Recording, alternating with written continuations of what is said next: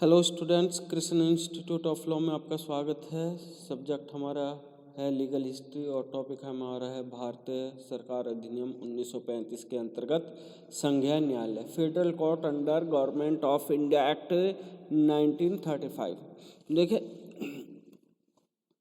जो भारत सरकार अधिनियम 1935 के अंतर्गत संघीय न्यायालय की स्थापना की गई थी, तो उसमें जो है उसका क्या अधिकार क्षेत्र था, कैसे संगठन हुआ था, इसकी योजनाएं क्या थी, ये इसके विषय में हम सब कुछ पढ़ेंगे। तो संघीय न्यायालय का गठन में जो सबसे पहला है, एक मुख्य न्यायाधीश की नियुक्ति गई कि भाई इसका एक मुख्य न्यायाधीश होगा।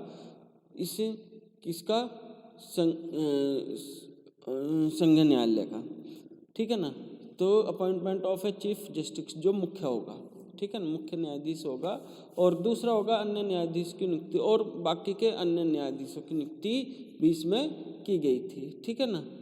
एक मुख्य न्यायाधीश और बाकी के बहुत सारे न्यायाधीश की इसकी संघीय न्यायालय में नियुक्ति की गई थी। फिर इंग्लैंड अथवा आयरलैंड में अधिवक्ता संकाय का सदस्य, जिन न्यायाधीश की या अधिवक्ताओं की इसमें नियुक्ति की गई है अन्य न्यायाधीशों की, उन कौन होते थे उसमें इंग्लैंड अथवा आयरलैंड में वे अधिवक्ता संकाय के सदस्य रहे हों, वे ही इसमें इसके न्यायाधीश बन सकते थे। फिर है भारत के उच्च न्यायालय में 10 वर्ष का अनुभव हो, या फिर किसी भी भारत के उच्च न्यायालय में 10 वर्ष का वो अधिवक्ता के पद पर कार्य कर चुका हो, उसको 10 वर्ष का अनुभव हो, वो इसमें क्या रह सकता था, संघीय न्यायालय का गठन।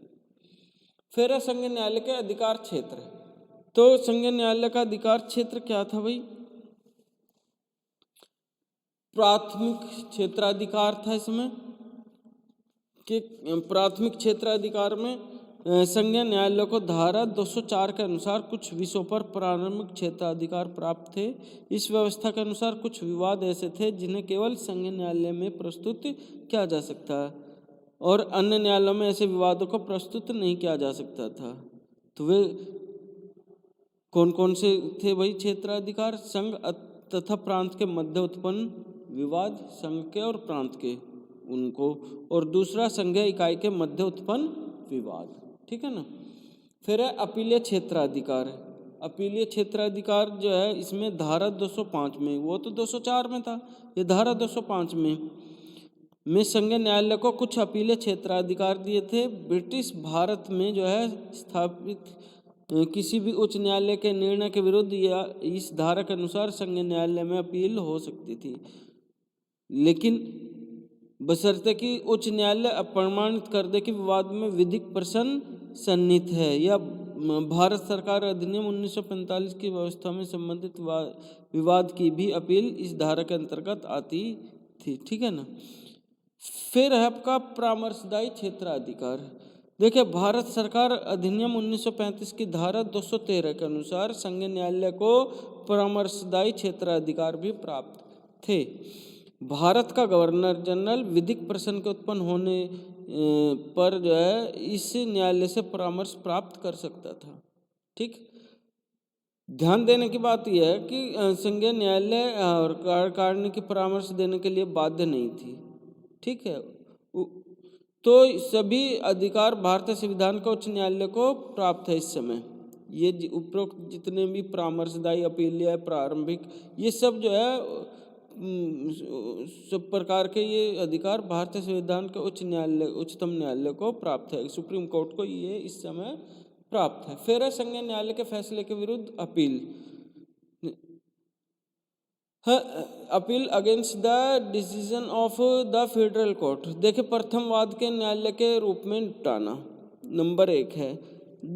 संघ न्यायालय जो है के निर्णय के विरुद्ध प्रिवी काउंसिल में अपील तब तक की जा सकती है जब न्यायालय से संबंधित मुकदमों को प्रथम वाद के न्यायालय के रूप में निपटाता होता, ठीक है ना। दूसरा है सम्राट द्वारा प्रिवी काउंसिल में अपील की आज्ञा। देखिए, सम्राट द्वारा जो है प्रिवी काउंसिल में अपील करने की आज्ञा प्रदान कर दे तो इस संघ न्यायालय भारतीय संविधान के लागू होने पर 26 जनवरी 1950 को समाप्त हो गया, और इस न्यायालय के स्थान पर भारत में सर्वोच्च न्यायालय की स्थापना हो गई थी। संघ न्यायालय के स्थान पर किसकी स्थापना हुई थी? सर्वोच्च न्यायालय की स्थापना कर दी गई थी। तो भारत सरकार अधिनियम जो है 1935 के अंतर्गत स्थापित संघ न्यायालय 26 जनवरी 1950 तक कार्य करता रहा। 26 जनवरी 1950 को इसके स्थान पर उच्च न्यायालय सुप्रीम कोर्ट की स्थापना हुई। उच्च न्यायालय प्रथम संवैधानिक न्यायालय था, यद्यपि इस समय प्रिवी काउंसिल अपील की सर्वोच्च न्यायालय था। फिर भी न्याय प्रशासन के विकास में संघ न्यायालय का विशेष महत्व है। संघ न्यायालय का योगदान भारत की न्याय व्यवस्था में सदैव याद किया जाएगा। Thank you.